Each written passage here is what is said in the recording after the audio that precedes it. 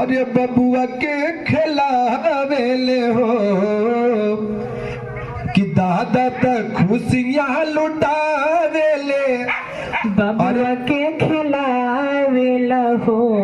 अरे दादा तक खुशियाँ लुटावेले अरे पोती के खिलावेले हो किया जाना गहरी में किया जाना गहरी में और आवेले हर पोती के खिलावेले हो किया जाना गहरी में। खुशबू जी जवाब दीजिएगा क्योंकि म्यूजिक इधर दे रहा है। जी जी।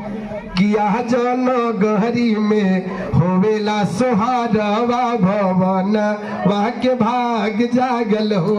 आ जाना गहरी में होवेला सोहारवा भवन वहाँ के भाग जागल हो।